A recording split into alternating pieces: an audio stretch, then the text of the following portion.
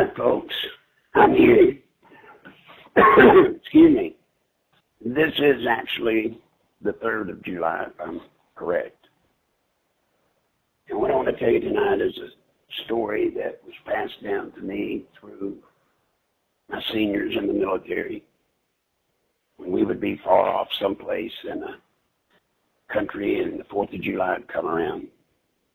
And it was called The Soldier's Story of the 4th. Now, it begins by the fireworks display. But before I get to the fireworks and explain that to you, you have to remember that Francis Scott Key wrote the poem, Star Spangled Banner, not in the Revolutionary War. It was the War of 1812. 1812. The British were still, the king, big time ticked because we had defeated them. And they had decided to come back and take us over. My version of history is probably not straight, but it's my version, simplified.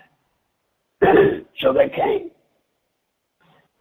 In one area they invaded Washington, D.C., and they burned it down. Washington, our capital, they burned it down. Fortunately, there was a president who was a little guy, midget sort of, James Madison. But it wasn't him. He got on his horse when the Brits came and he rode off. His wife, Dolly Mace, she went through the famous documents and paintings and she saved them. That's why we have them today. That's why we have a copy of the Constitution today, because of her brave deeds. Now, as it turned out, Madison, who had literally run, he was on his horse and he was riding around trying to survey the damage and carnage that was going on. Oddly enough, people saw him on his horse and thought he was leading a revolt against the British. Well, he wasn't. He was running. But that's what they thought. And he even got credit for that.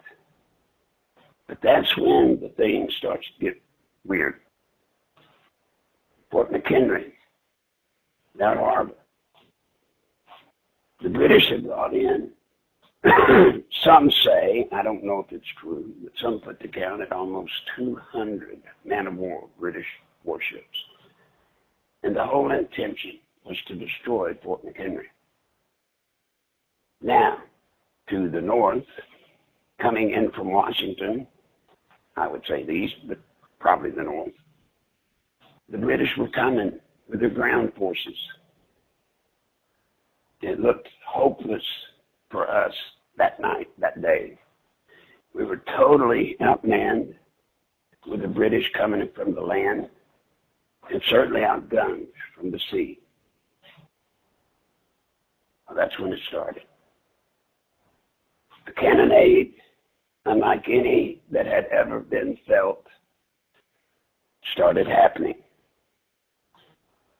Now, the commander of the fort, because in that day, and I got this from Mary Ellen, she sent it to me and I'm proud she did, during that day, you have to understand when black powder weapons started firing, a fog developed instantly. A fog so thick you could cut it with a knife. And the way that commanders knew where their troops were was each unit had its unit flag. And it was a great honor to carry your unit's flag and hold it high. And then the commanders would generally be on horses or up high, and they could look out over the fog. And where the flag was, that told them whether their unit was still engaged in the battle or if it had lost. Because if they looked and the flag was not there, their unit had been defeated. So a flag was a major instrument of war in that day. Armistead decided that he wanted the biggest American flag he could get. I'm paraphrasing it, but he wanted a big flag, so he got it. He got a big flag. Well, then it came thunderous noise heard for 20 and 30 miles away. And people, they said, as far down the rivers, they could hear it almost 100 miles away, hear and feel the rumbling. Francis got Key, and actually, there's two stories. Did he sit up on the hill and watch it? Or did he sit on a British ship and watch it? I choose to believe that he went to try to get some prisoners released and was actually on a British ship when it started. I may be wrong. He might have been on the hill. But in any event, he had a vantage point that tomorrow night, when you go to your local fireworks display, most communities have one, you're going to see what he saw. And from that, he wrote the poem, The Star-Spangled Banner. It starts out, oh, say, can you see by the dawn's early light? By the dawn's early light, what was that about? They had been steadily bombarded all night long. The fog, like I told you, had just built and built and built. And everybody expected when the morning sun cut through the fog that our flag would be gone. But it wasn't. There it was. When you see the mortars in your fireworks display, I want y'all to understand, they didn't have videotape recorders back then. So they couldn't tape that scene, that dramatic scene. He couldn't tape it and show it to us for all of history. All he could do was write it down.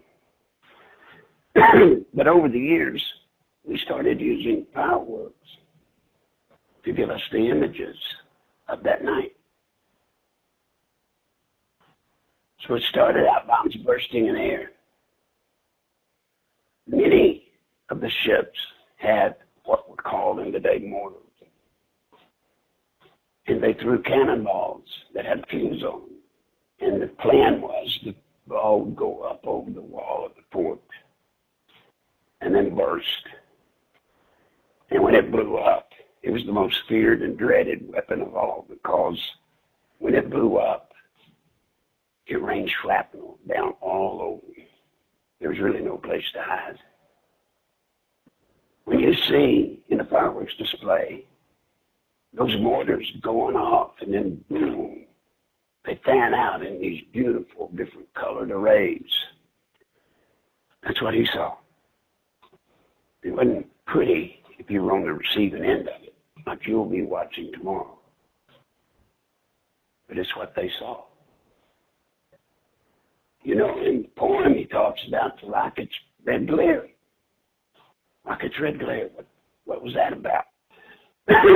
Modern day battlefields, we use phosphorus flares. They go up, there's a parachute, and they float down and light the whole area. They didn't have that then. So what they would do is they would literally send what we would consider to be oversized bottle rockets, and they would fire them over the fort. So if you were at the fort and you were out in the harbor, you could see, because it lit the sky. Oh, it lit it with a amber red glow, but you could see. It was horrible what happened. Now remember, they had mortars. Those cannonballs with fuses would go up over the walls and blow up, but they had regular cannons as well, hundreds of them. And they shot big 8, 16, 12-pound balls of lead. And it kept hitting the walls of that fort, hitting them. And ordinarily, eventually, the walls would buckle and tumble, but they didn't.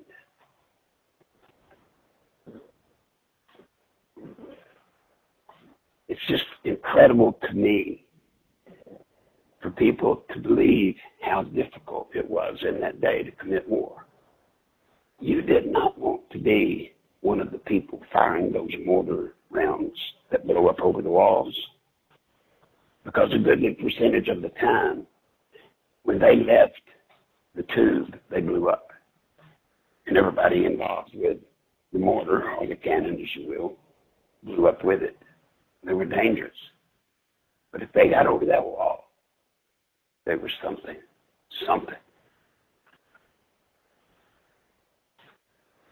Firecrackers. You see, I told you, the British were coming up on the fort from the land. And when you hear the sizzles of people that light the string of firecrackers, that's what he heard. That was the sound of muskets, hundreds of muskets in that day, black powder muskets, going off at a distance. So just close your eyes. And as you hear the bombs going off, as you see the rockets going up in the air, and you hear the chattering of the firecrackers, close your eyes. Be there for just a moment, be there for just a moment.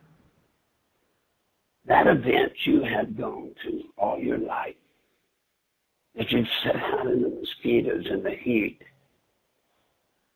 that event means something to us all. So important. Because on July the 4th, tomorrow night, when and if you have the opportunity to go to a fireworks display, there is an orchestration to it. It'll start off with the single mortar shells going up, just like at a battle, while the commander of the artillery on the ships is trying to judge his fire. They come in slow. They check where they hit. They check what's going on. And then you'll notice once they kind of get the range and everything bracketed in, then they pour cold to it, pour it and pour it and pour it. That's what they saw. That's what they felt. But the next morning, the greatest thing of all that inspired him so that he wrote a poem of the things he saw. Kind of mysteriously, a little weird. Later, his poem, believe it or not, was put to music. But the music that is played behind the Star-Spangled Banner is actually a British pub song. A British song. Go figure. I didn't make that part up. That happened. Just remember what you're watching. And this time, I want you to look around at the people with you.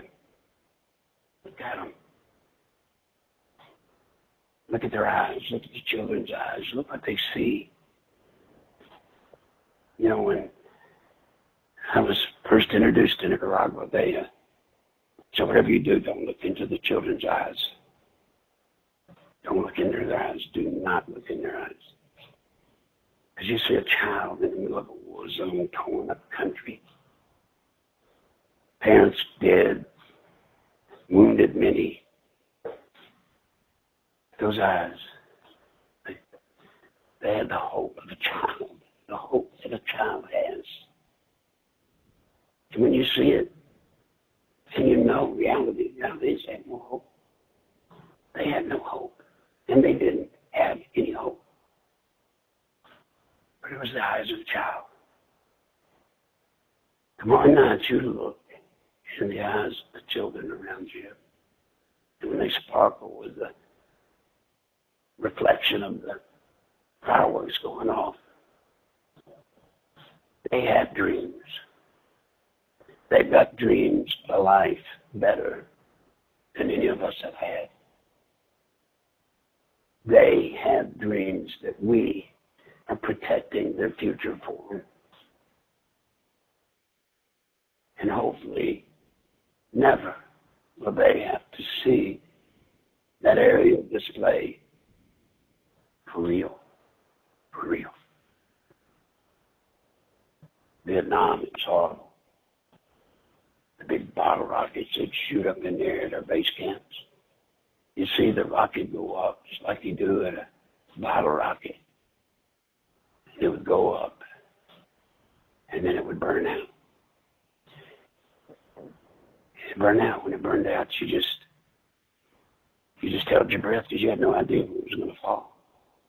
And when it fell, it was going to blow somebody up and kill them. We don't want children to ever see that. We don't want our kids to ever have to have that fear. There's another tale about tomorrow night. One night a year, God allows all of the soldiers, all of them that have fought, died, been in the military from the beginning of the Revolutionary War to the present. One night a year, he lets them all dress up. Oh, Lord, they put on those dress greens and these fit shawls, fit polished boots. You've never seen men so proud as when they're polishing their brass. The Navy and the whites, Marines and the Blues. I mean, it's just something to see when they dress up. Tomorrow night, God's going to let them out. He's going to put them out for us all to see. At the end of every fireworks display, there's a crescendo. And all of the things start blowing and going and going and blowing, and you see all these multiple colors just exploding in the night all together, different ones here, there, and everywhere. Every sparkle that you see is a soldier looking down on us, looking down at what he paid for, us. It's a beautiful thought when you think about it. It's a beautiful vision when you think about it. But it always hurts me because there's one thing about that crescendo. Their flame, their little burst of light is not allowed to touch the ground. They have to burn out before they hit the earth.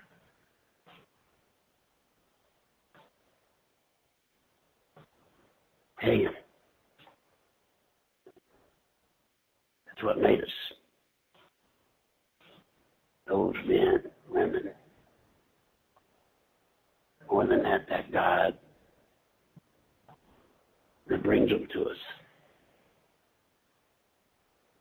That's what made us. That's what we are.